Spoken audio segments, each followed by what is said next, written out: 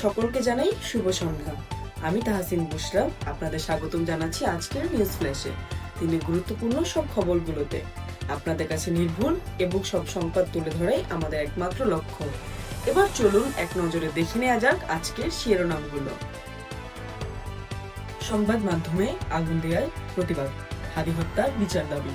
ফুটপাত দখলে ঢাকায় পথচারীদের চলাচল হুমকির মুখে, স্বরাষ্ট্র উপদেষ্টার পদত্যাগের দাবিতে ঢাকা বিশ্ববিদ্যালয় মধ্যরাতে বিক্ষোভ।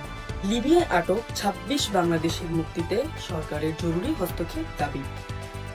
এবার আপনারা জানবেন বিস্তারিত।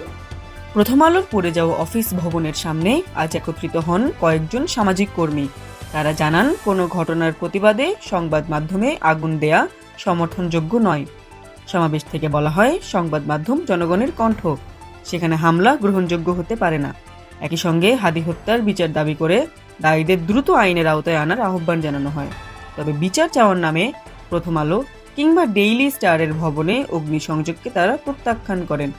সমাবেশ থেকে জানানো হয়, ন্যায় বিচারের পথ সহিংসতা নয়, সংবাদ মাধ্যম ধ্বংস করে বিচার প্রতিষ্ঠা করা যায় না।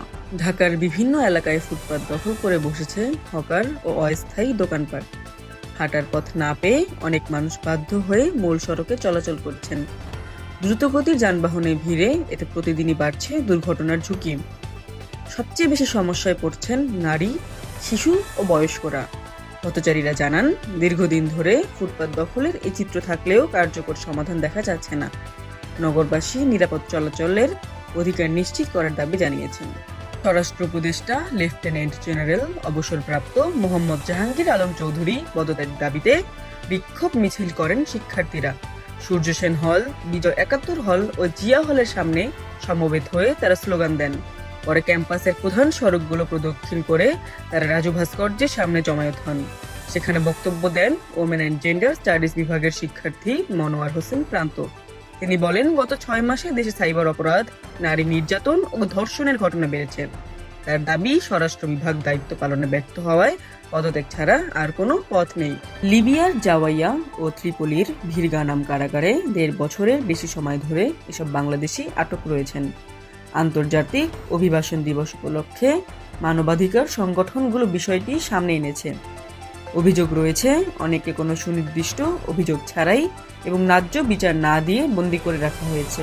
এই অবস্থায় মানবাধিকার নেতারা বাংলাদেশ সরকার ও পররাষ্ট্র মন্ত্রণালয়ের কূটনৈতিক উদ্যোগ নেওয়ার আহ্বান জানিয়েছেন। তাদের দাবি, আটক বাংলাদেশিদের নিরাপদে দেশে ফেরাতে দ্রুত পদক্ষেপ প্রয়োজন। আজকের নিউজ ফ্ল্যাশ ছিল এই পর্যন্তই। পরবর্তীতে আবারও ফিরব নতুন কোনো খবর নিয়ে। ততদিন পর্যন্ত আমাদের সঙ্গেই থাকুন।